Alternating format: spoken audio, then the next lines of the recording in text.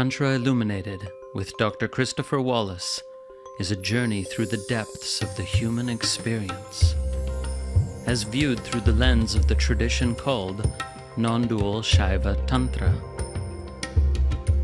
This multi-format podcast delves into the fascinating world of classical Tantra and its intersections with philosophy, neuroscience, psychology, human development, and the broader world of spirituality.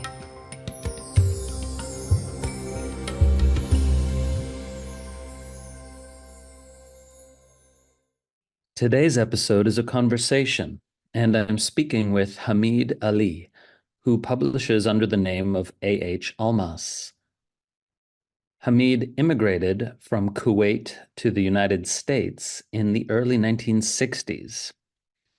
He holds a degree in psychology, a PhD, and he's the founder of the Diamond approach to self-realization, a contemporary teaching that developed within the context of both ancient spiritual teachings and modern depth psychology theories. Hameed has authored 18 books about spirituality and realization, including the Diamond Heart series, The Pearl Beyond Price, and his new book, NonDual Love. I enjoyed this conversation and found particularly intriguing Hameed's theory of wholes, the notion that where we feel there's something missing in our lives, we can in fact discover a portal to an aspect of our own essence nature. You'll hear a bit more about this in the talk that follows. Today I'm speaking with Hameed Ali, also known as A.H. Almaas. Greetings, Hameed. Nice to be with you. Good to be with you. Maybe it's the beginning of some kind of connection. That would be wonderful. And I'd like to ask first if you could introduce yourself a bit. I'm curious why you have two different names, though I have two different names myself as well. Could you tell us just a little bit about your background and how you became a teacher of spirituality as applied to real life? Good question. Chris, so I started as a physicist. I was studying physics in University of California, Berkeley, for 12 years or so. I'm about to finish my PhD when I realized that my quest for truth was misdirected. I wanted really the inner truth. And so I stopped, got a PhD in psychology instead, studied psychology. And then I had many spiritual teachers. I had Sufi, I had Tibetan, went to, Indian master of different kinds. So I was involved with different teaching, but then at some point, I was experiencing all kinds of things and illumination, all of that. But then something happened where something occurred within me, its own process, what I call the arising of presence in one of my meditation. And that sense of presence, which is the sense of what the nature of my consciousness, began to emerge and develop and brought with it a particular teaching. First, I thought it was for me, but then became clear that what I was learning wasn't just for me. It's more universal. And that's when I started seeing students first to find out, and then that got confirmed by the students I was seeing. And of course, I had also other collaborators with me, Karen Johnson's and others, to confirm our experiences. and then developed a whole teaching that we call the diamond approach. It's a whole path now. It's been going on for over 40 years, and so I don't follow any particular traditional teaching, although many of those teaching are somewhat there, and teaching I do because I've was immersed in them. Mahamudra, Dzogchen, Advaita Vedanta, Kashmiri Shaivism, all that.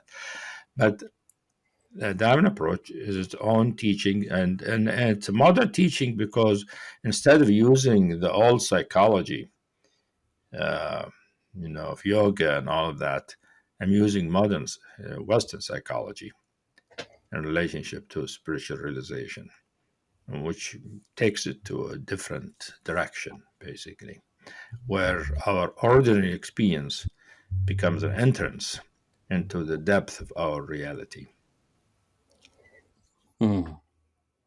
Yeah, that's beautiful. In the Krama lineage of Kashmir Shaivism, there's exactly the same teaching that if we investigate our so called ordinary experience more deeply, we can go from there into the widest possible appreciation and direct experience of the fundamental nature of reality, that we don't actually require altered states of consciousness or peak experiences to discover the fundamental nature of reality. So it sounds like you're saying the same thing there. Yeah, everything, because all our experience is interconnected. We can't have an experience that is not connected to other dimensions of what we are. Yeah, beautifully said. And as you reposed in this experience or knowing of presence in those early days, what were the fundamental insights that arose from that experience of presence that became the foundation of the diamond approach?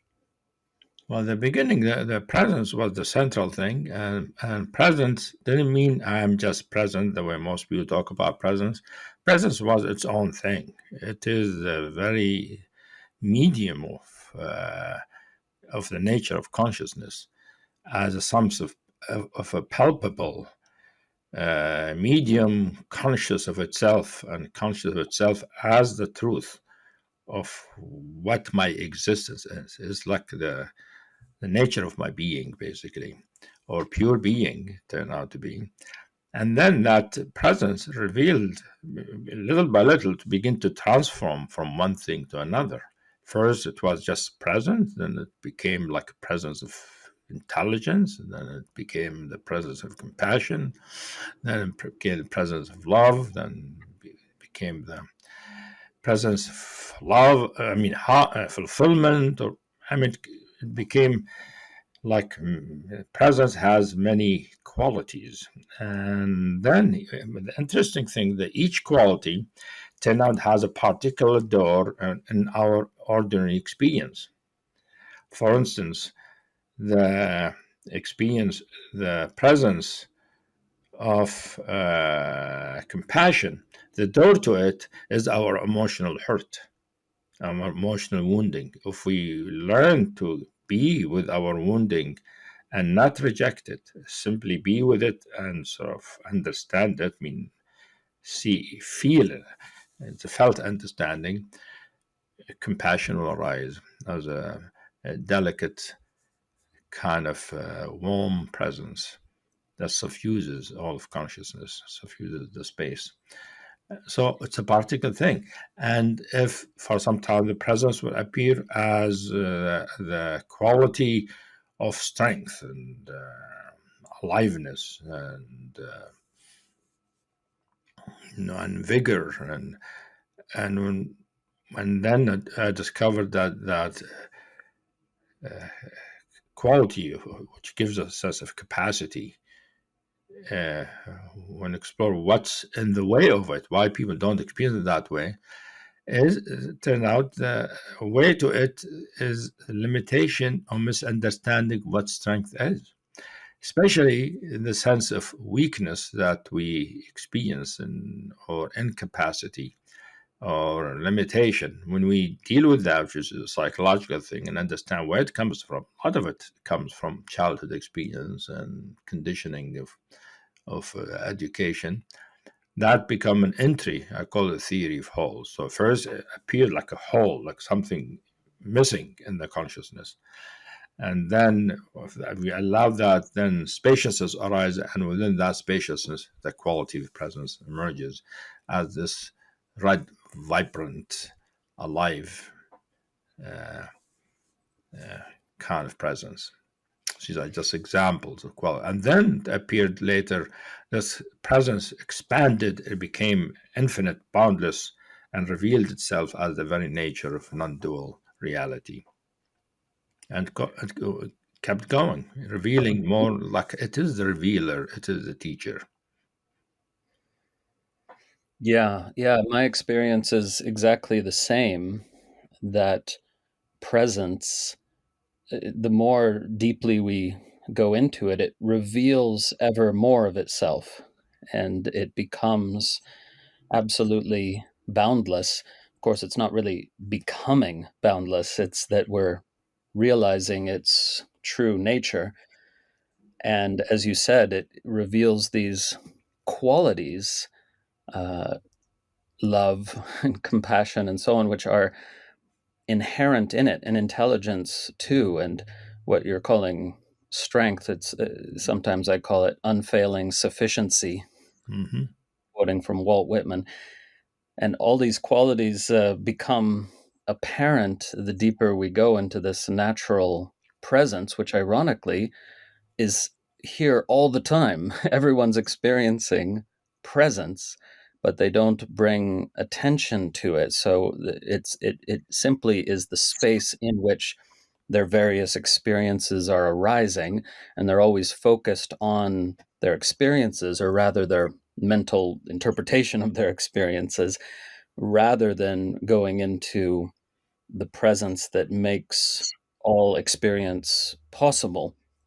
And only then can it reveal its true depth and boundlessness and so on. Would you agree with that? Yes. I mean, I think many teaching have some kind of understanding and inclusion of presence, and called not always called presence. Sometimes it's called pure consciousness or pure awareness.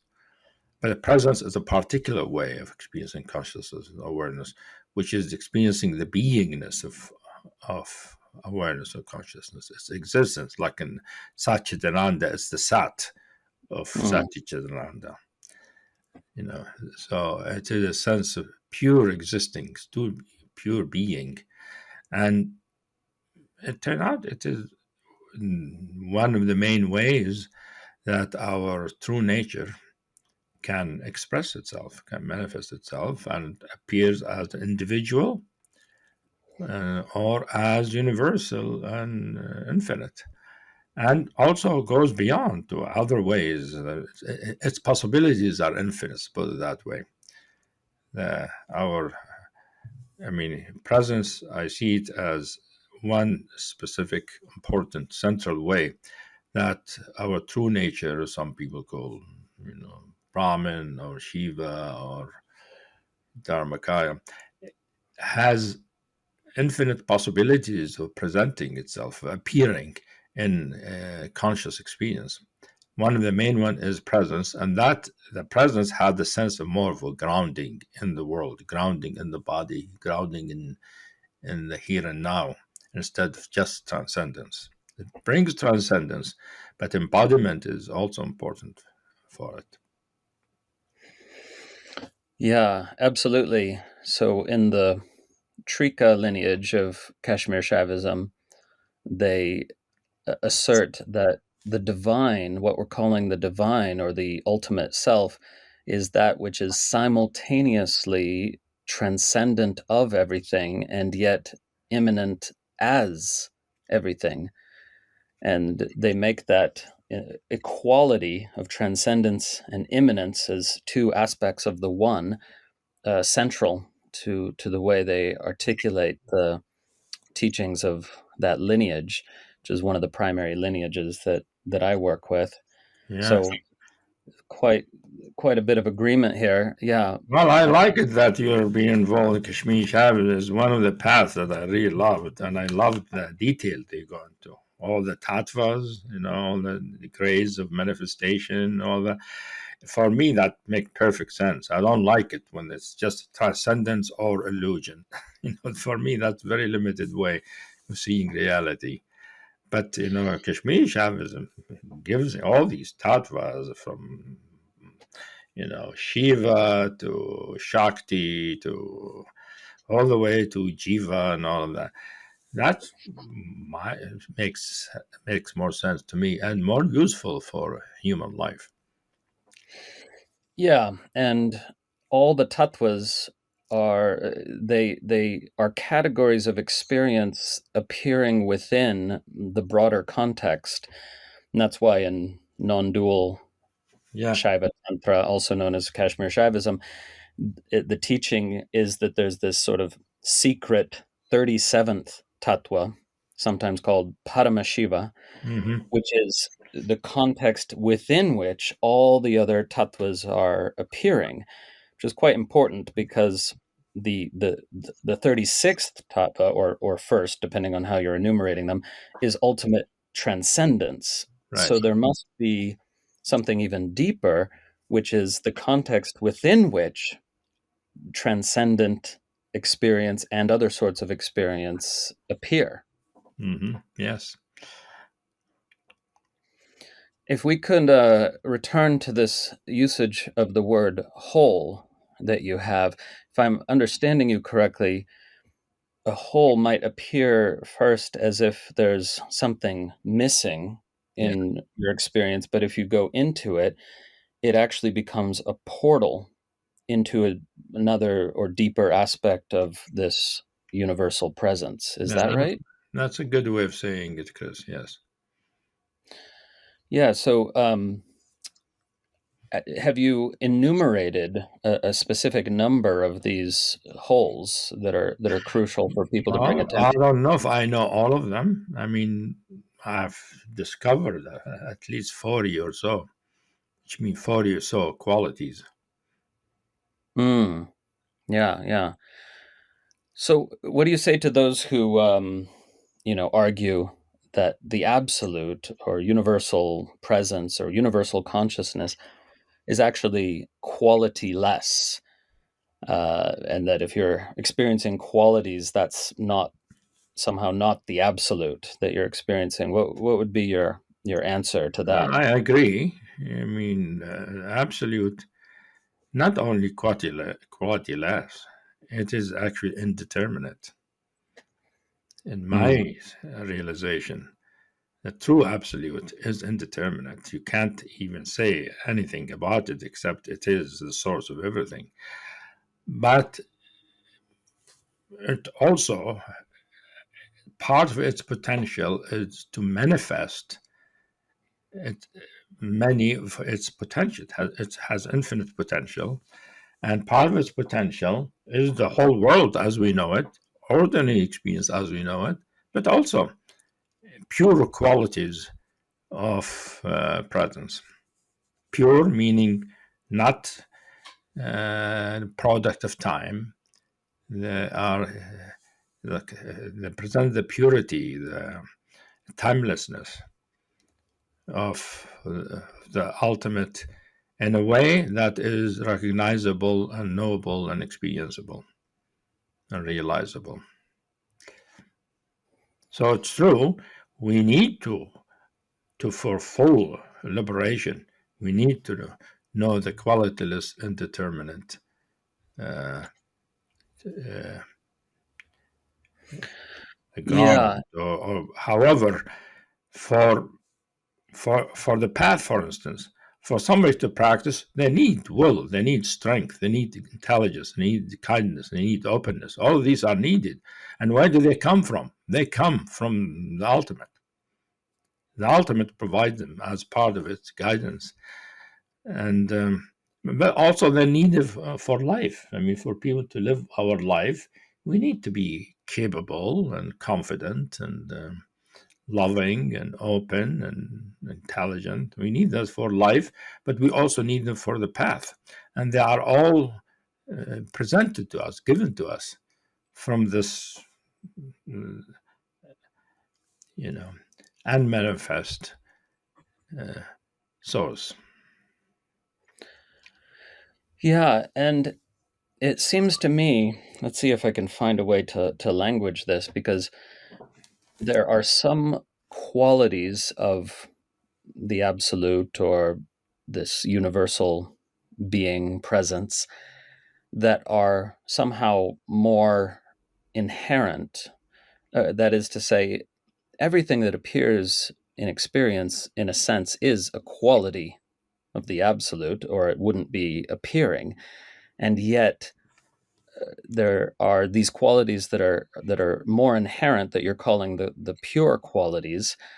Now, linguistically, this doesn't quite make sense, because all the qualities that appear in experience must be inherent in the absolute in some sense, but some are sort of less fundamentally expressive of what it is. So, we can have all these emotional states and mental states and variety of kinds of experience, but I think we both sense that something like transcendent love, which can manifest as compassion, something like the capacity for insight, and the capacity for strength, that these are in some way more inherent qualities, or perhaps, we could say that they're unbounded by time, Yeah, whereas they are not impacted by the accidents of time. They are pure, and they cannot be but pure. While our emotions or thoughts, whatever, are impacted by our history, by our various experiences, by opinions, beliefs. While those qualities, they're pure in the sense, no, they have nothing to do with belief. Belief do nothing to them. In fact, belief, all it can do, or a concept or a history, can only obstruct its presence, but cannot change what it is. so it can constitute a veil, but it doesn't in any way eliminate those deeper inherent qualities. No, you cannot. Well, most people, these qualities are veiled for them. They're not aware of them directly. They're aware of shadows of them.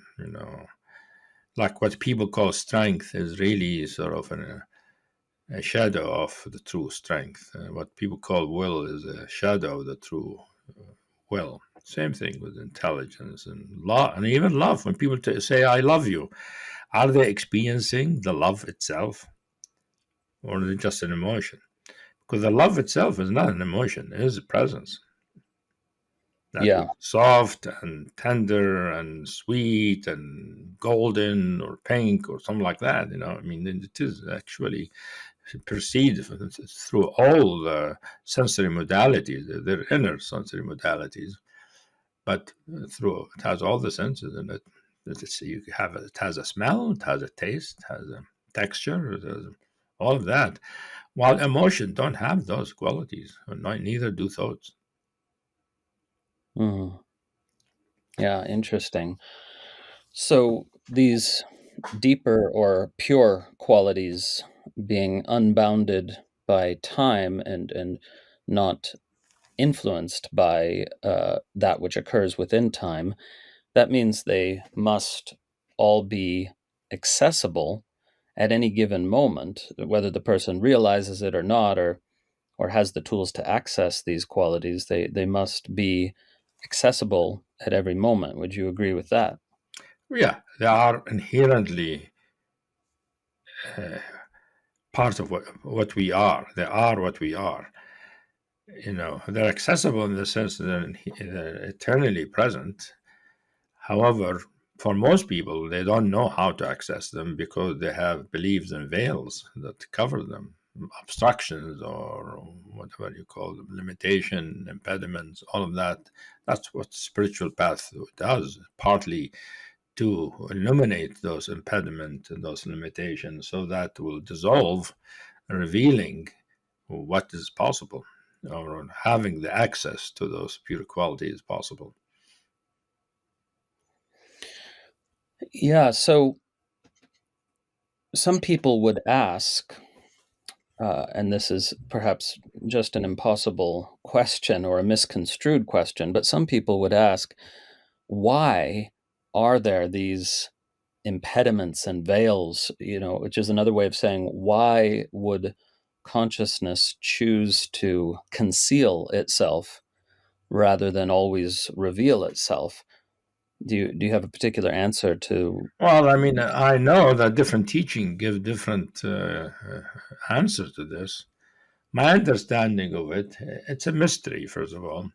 My understanding of it is that uh, the way we uh, experience things is that there need to be first for the spiritual nature to know itself. It needs a being that has the capacity of experience through nature and by itself, in its uh, absolute form, has no way of knowing itself. It needs beings, and so it manifests being. The first manifests the universe, manifests being, and being, which for in this case human being, they develop and they evolve when from when you're born till we develop. We learn how to experience, we learn how to feel, how to think, and all of that. It's an evolutionary process, and part of this evolution is that at the beginning it needs physical survival. The body needs to survive, and the physical survival requires the development of ego, because the ego is focused on the body, identifying with the body and preserving it, and survival instinct is very important for it. So I see the development of ego as a natural development of what's called the jiva, or the soul, which is the individual consciousness that the absolute manifests. And that goes through development. At the initial stages of it is what we call ego development. Everybody develops an ego. Most people get arrested at that development. They don't go beyond it, but it is the natural thing is that this is just a stage. We could go beyond it by letting go of the structures or the conditioning that happened in the consciousness that made the soul or the jiva be an ego. So the obscurations is part of the developed ego, which are necessary for uh, our consciousness to first have a body and experience through the body, and then learn how to experience this thing in a subtle way.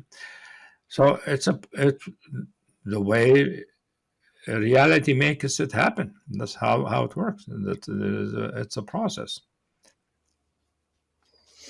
Yeah, I absolutely agree. I think we can talk about the development of ego in these evolutionary terms as Well, something just that, like the tattva. Why are there so many tattvas? yeah, And why yeah, aren't why are there so? Why not just two? The absolute and its experience, and the tattvas are basically going to more and more limited way of experiencing things. yeah. And of course, from one perspective, there are just two, which Yeah, we call Shiva and Shakti, the yeah, absolute and its experience. yeah, But to embody itself fully, there need to be the appearance of these other tattvas. yeah. Uh, And as you said, it's through embodiment that the absolute reflects on itself. It's only through embodiment that it can reflect on itself. So, Yeah, yeah. that's why, Chris, I don't agree with the non-dualists who take the individual human being as an illusion. I think, why would the absolute need an illusion to know itself? The absolute manifests something real, which is the human being, the human individual, individual consciousness, which is real. It's not an illusion. We just don't see it for what it is. And then until that consciousness relieves itself of its ego identification to show itself as basically an instrument for the absolute to know itself. Yeah, it's an interesting point because there is no actual illusion except in the sense of something appearing to be what it's not. You Exactly. know, Yeah. Hmm. yeah. Wow. It's such a profound contemplation. And That is one what is reason your, why I appreciated, Kashmir Shaivism, because it really there are many similarities to it, to the path that I teach. yeah. And one interesting topic that's debated among the original masters of Shaivism is this question of the soul, Yeah. because some take it to be an actual monad, an actual sort of unit of consciousness of its own, and others argue, no, no, no, it's nothing but a partially limited version of the completely unlimited universal consciousness. So, how would you describe the soul?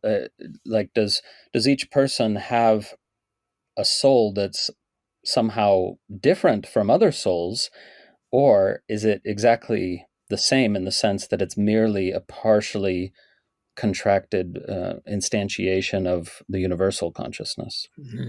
I see it in neither of those.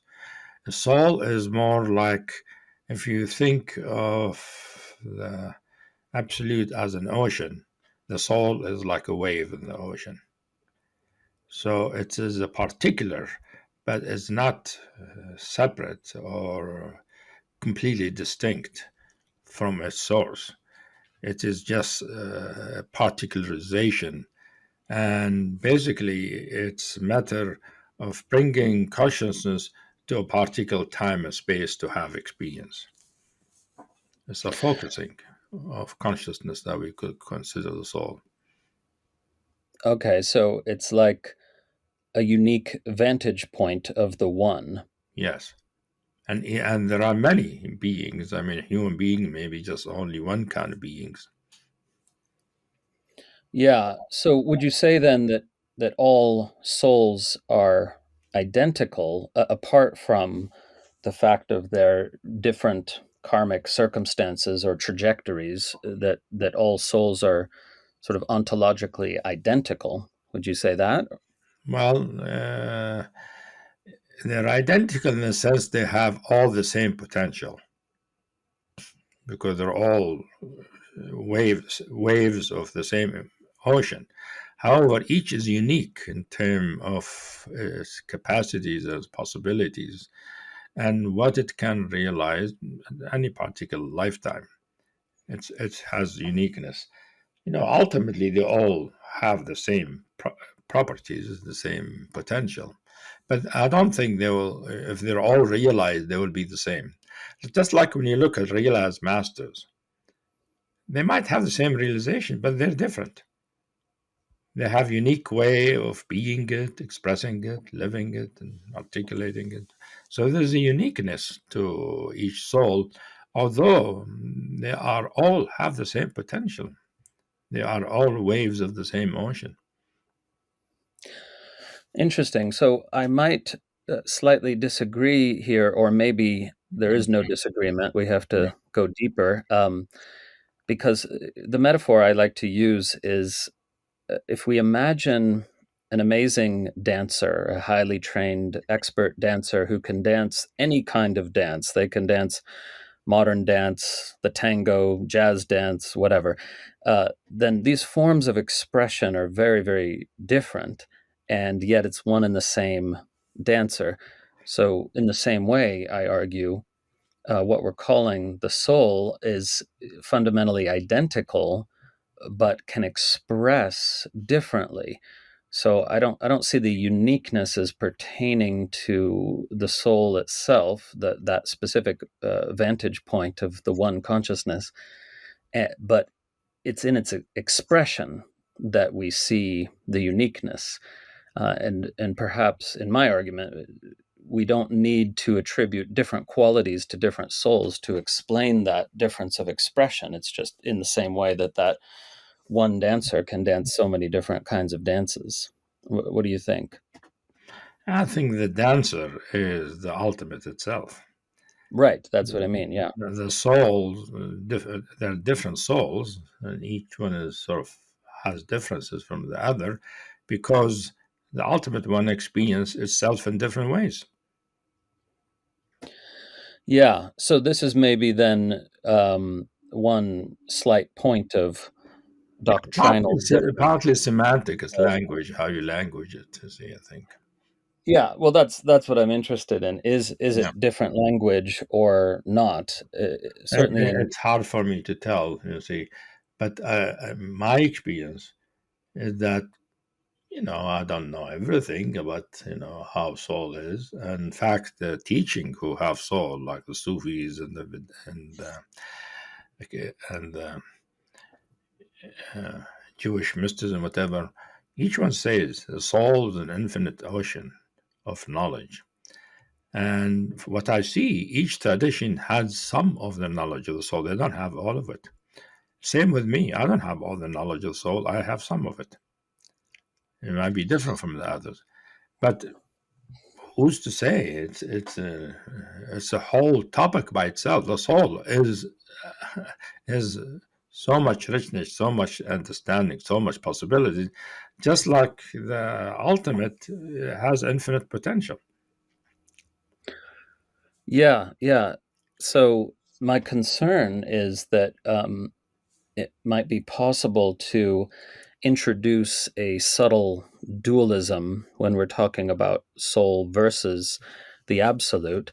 And in Kashmir Shaivism, they are concerned to eliminate that perceived dualism. So the assertion there is everything is God and there is only God. And so the soul is the one, the divine, seeing from a particular vantage point, but not in any way intrinsically different from or Yes, separable I, from. I agree with that point. It is always the the source. There's only one source, and Yeah, so the and apparent it knows itself through many organs of perceptions, and we call those exact organs the souls. Yeah, yeah, so the apparent difference could simply be the fact that um, from each vantage point, no matter how enlightened, uh, there's different elements of the total picture of things in view. That's just what we mean by vantage point. This embodiment of consciousness can't see everything all at once. It can see part of the picture, perhaps even a big part, but uh, never all of it. So then that could be that which apparently differentiates yeah. souls. You know? One of the great Sufi teachers, 13th century, Ibn Arabi, you might have heard of him, Yes. who brought in the teaching of Wahdat al-Wujud, which means unity of being. He said, God needs a soul as much as the soul needs God. The soul needs God in order to exist. God needs the soul for God to know its nature. Yes. Exactly. So, So so he makes it as not two things, but they're inseparably. uh, It's the same thing from two sides. yeah. So a soul refers to simply the embodiment of the absolute consciousness in and as a particular vantage point, Yeah. which But see, means that, the thing I always emphasize in my teaching, because that's part of what I have difficulty with some of the non dualists, is they want to eliminate the importance of the individual. They want to make it only the ultimate, only the boundless. That's what matters. Everything else is sort of little, small, and ultimately illusory. And I said, no, wait a minute. No, it's all important. The individual soul is important because, as Ibn Arabi said, God needs it to know itself. Yeah, We it's don't want to really, diminish its importance just by saying it is the same thing, because some people take it that way, Chris. So if you tell them it's all the same thing, they say, well, an individual is not very important. And I'm saying, no, individual is important. You, as a human being, are important. yeah, it's in fact quite the opposite of saying it's not important, because the embodied form of consciousness that we're calling a soul is, as you said, necessary for the one to know itself, and by embodying in so many different forms, it knows itself in totality only through all those different forms taken collectively. Yeah, Would like you for agree? instance, two souls, for instance, who are in tantric embrace, for instance, can experience the absolute in a way that one soul cannot. Yeah, It yeah, in new possibilities. And that is the point of I see why that tantra, especially sexual tantra, develop is not just to realize the absolute, but to give the absolute new possibilities of knowing itself. yeah. That's similar to what Abhinavagupta says on this subject. He teaches the sexual ritual in his Tantra Loka, which is quite different from what people imagine, because there's Yeah, no information there about how to have better sex or longer orgasms or anything like that. exactly. It's, Yeah. yeah, a meditative practice for experiencing unity consciousness in a particular mode, which, as you say, is different from other modes, Because the even though kind of that, ecstasy that happens in that unity consciousness is different than ecstasy experience on one's own in meditation.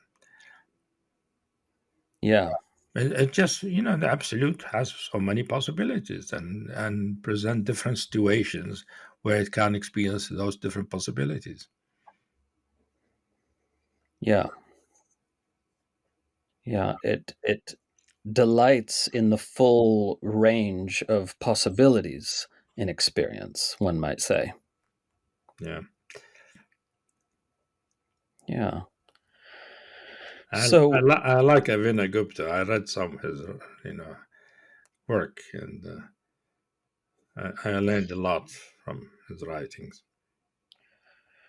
yeah, yeah, very voluminous corpus of writings. I only read 2 or 3 books of them. Yeah. Yeah, and we're saddled with poor translations for the most part, but that's starting to change. There's better and better translations coming out finally. That's good news. Yeah.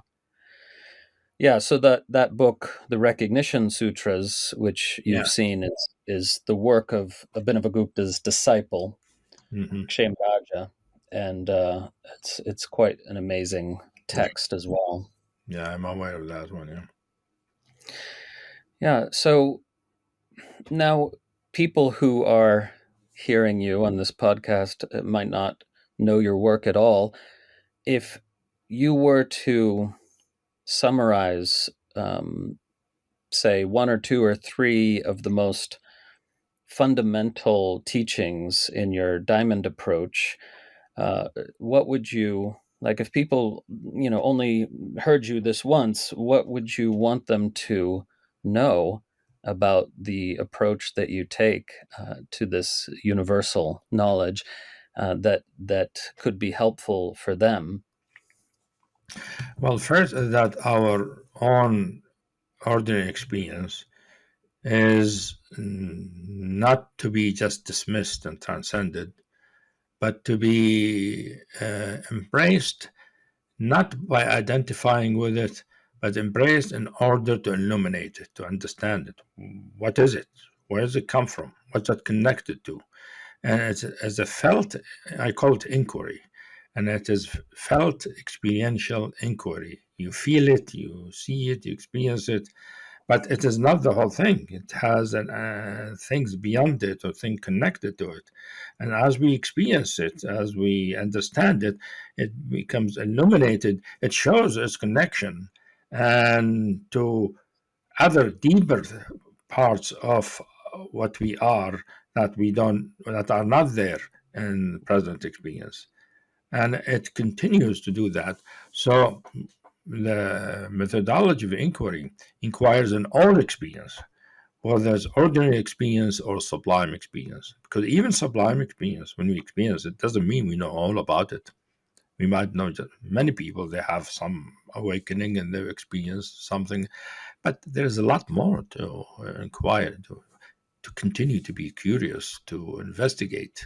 So my approach is investigative and kind of inquiry, and that has something to do with my background, scientific background, where experimentation, investigation is important, and verification of experience is important.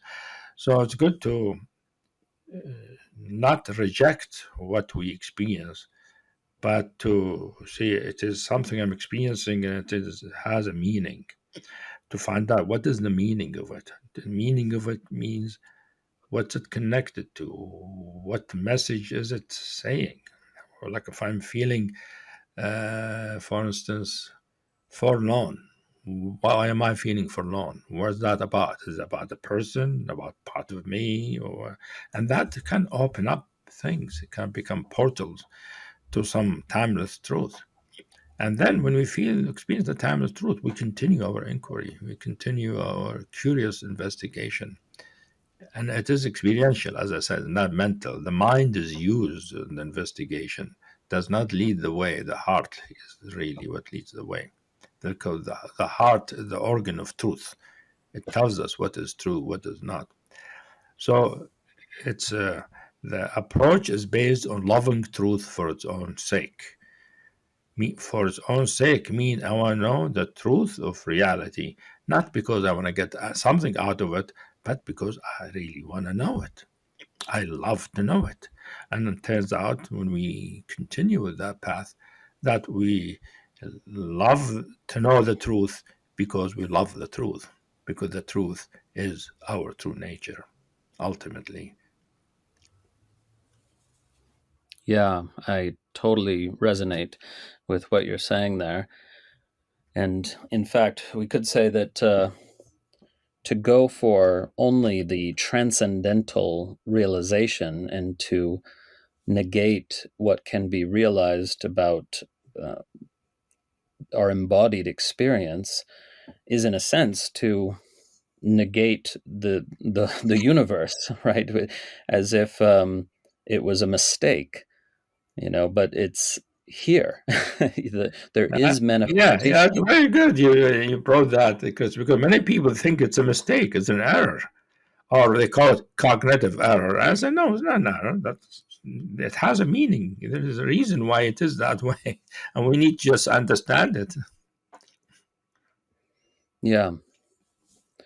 Yeah. So in Shaivism, it's said God or the One or the Absolute bodies itself forth as the universe, that the entire universe, all manifest phenomena, are the embodiment of the One. And what's unique about humans or other sentient beings is that they also constitute a vantage point from which the Absolute sees the universe of its own embodiment.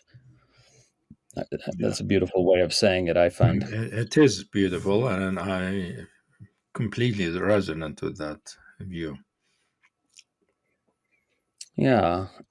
And one thing I've heard about your diamond approach is that it's ever evolving. It's not a set of fixed doctrines for all time, but that you keep reinventing it.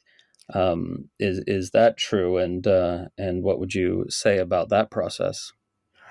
Well, I won't say me as an individual reinventing it. It's the absolute itself keep showing up that there's more to it. Every time I felt, okay, I got it. That happened many times, because got it. This is the ultimate. This is the realization, and I live in it for a few years, and then I'm surprised, but it appears one day in a different way. So I gave up the idea. This is the end, and and the teaching more now is that there's no end. Yeah, yeah. And And that's somebody, what I put in my book, Runaway Realization. I have a book called Runaway Realization, basically details this perspective. yeah, and somebody who doesn't understand this might then say, "Oh, he keeps revising his approach. He keeps changing his mind." When actually, what's happening is that the absolute is ever revealing more of itself. It doesn't negate what was realized before. It just keeps revealing more aspects of itself, as it Exactly. were. It just revealing, it's not a revision, it is more an evolution. New things keep happening and added to the teaching. So the teaching getting bigger and faster. Yeah. And would you say that what you've realized is, as far as you can tell, the same as what various awakened beings throughout history have realized? It's just that each teacher of this subject articulates it in a different way for the time and place in which they find themselves. Well, I'll say, I mean, from my limited knowledge and exposure, I've realized many of the things that others talk about and teach. Like I know the realization in Nisargadatta Maharaj, for instance, Mm, experientially. I know the realization of Telugu Kansak Rinpoche from Dzogchen. I know the realization of Dogen from the Zen tradition. They're all not the same. They're different realization. They are all realization of our true nature, but in a different way, like different kind of manifestation of that same true nature.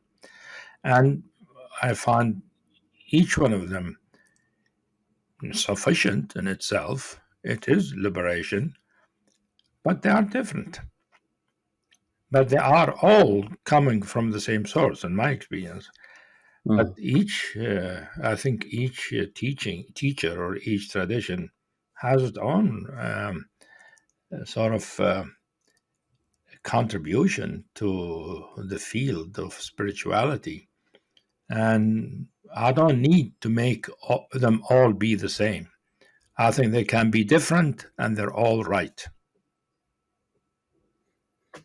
Yeah, because they're capturing different aspects of the one. Exactly. So the Dzogchen, for instance, the Buddhist non-dual teaching, you cannot say it's the same thing as Advaita Vedanta. In fact, they have debate between them. And for me, I think the debate sort of, if it leads to just mutual understanding, great. But otherwise, it doesn't have to be one of them is right, one of them is wrong. They're both right, in my understanding. You see, And difference for me doesn't mean we have to choose one or the other, and one might be one more appropriate to us, more consonant with our constitution, but they are all ultimate truths. So that's why it's sometimes called the many. How many ultimates are there? hmm.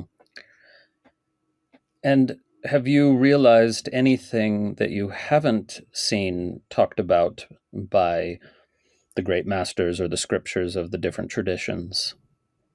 Yes, I mean I have some realization. I haven't uh, read about it. Might exist someplace I'm not aware of, but yes, there are things like that. Could you give an example? For instance, the realization that the ultimate is indeterminate. If you look at the Dzogchen, they say the ultimate is empty awareness. If you look at the uh, Advaita Vedanta, they say the ultimate is the Brahman is Satchitananda, is consciousness, existence, and Bliss. bliss. These are for me determined way of knowing the ultimate. The ultimate can also be indeterminate, can't say anything what it is. I know myself in a way I cannot describe. Let's put it that way. Yeah, so this teaching is actually found in Kashmir Shaivism, specifically in the Krama lineage, Mm-hmm. because there it says what we mean by the goddess in the ultimate sense is that point within consciousness that cannot be objectified, that aspect of consciousness which can't be seen or made an object of cognition in any way, and that's considered to be the ultimate Mm-hmm. for that lineage. Yeah, that's good. I'm glad you're mentioning that to me because I have that realization. I know it. Not only indeterminate is one way, but indeterminate can be manifest. But there's also the unmanifest indeterminate, which means I know I am that, but I do not experience that. I don't. It's inexperienceable, unknowable, untouchable, or even though I know I am that. So that, although in some of the Advaita Vedanta, for instance, that is the Brahman, and they describe to you what is Brahman. And for me, that is good. That is one way of experiencing it, but it's possible to also not be able to perceive it, and still to know I am that is unperceivable. Yeah, fascinating. I'll send you a passage from a Krama scripture that I translated. I will appreciate that, Chris. That's good because I always wonder. I say I can't be just the only one who knows some of these things. There must be somebody must have come across them. Yeah, it would be interesting to explore more of these realizations you haven't seen elsewhere because Yeah, they might be there. yeah. Yeah, I mean, I never thought they don't exist. I just am not aware of them. yeah. So this Krama master named Nishkriyananda, he describes his realization. Well, he describes how undescribable his realization Yeah, is in this text I'm thinking of, where he also says it's utterly intangible, it's not cognizable, and it's known through a kind of divine unknowing, which is yeah, of course hard to put into words. yes. And he says this understanding freed him from the net of scriptures. Uh, It's a good way to be free from scriptures. yeah, that he realized that which is not described in any of the scriptures, and that realization can't be encompassed by any number of words, however well chosen. Yeah, very good. I appreciate that. Yeah. And where are you based? Do you hold in-person retreats that people attend? Yeah, I do. I do hold in-person retreats both in the U.S. and Europe. Hmm. Hmm. And what are the practices on these retreats? Is it conversation and inquiry and satsang, or meditation, or what? Well, all of those. There are different sets of meditation we practice. and there are presentation of certain teaching, like giving a talk and presenting it with some kind of a direct introduction or direct transmission. Then students engage in inquiries to make that teaching their own, to experience it in themselves. Then there are discussions between me and the students. And I also have trained many other teachers who teach their own groups and hold also retreats. And I'm not the only one who does it, no. Yeah. And in terms of meditation, is meditation for you always a process of inquiry, even if it's, of course, inquiry beyond No, the mind? when I say meditation, I mean really sitting and having some kind of concentration or awareness meditation. Inquiry, you can do it anytime. You could be driving in your car and you can inquire into your experience. So inquiry is ongoing. Meditation is done in a specific time, in the classical sense, you see. So I have sets of meditation I teach, but I also have inquiry as our primary practice.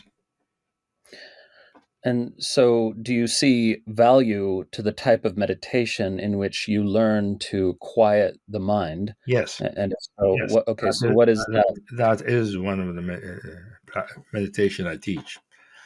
Quieting the mind. There are what I call concentration meditation that also quiets the mind and sharpen the focus. And I use, the usual concentration instructions, from the yoga. But I also have awareness meditation where the practice is simply to be aware. And there are other, what I call samadhi kind of practices where abiding, learning to abide in whatever, way we are experiencing our spiritual nature. Hmm. So I need to get going here, actually, but I'd love to have a second conversation where we go deeper into some of these things. Thank you. It's a pleasure to speak with you and get to know more about your perspective on the one, and hope to continue the conversation. Hope you enjoyed the episode. Remember, you can always find out more about the tradition of non-dual Shaiva Tantra at tantrailluminated.org, where, if you wish, you can become a subscriber to our online learning portal, and you'll receive access to a vast number of recordings, including a comprehensive curriculum in tantric philosophy, tantric yoga, guided meditation, and much, much more. Music for the podcast composed and recorded by Ann Leader. Find her at annleader.com. Podcast produced by Grazia Tribulato. New episodes drop every week, and may all beings benefit.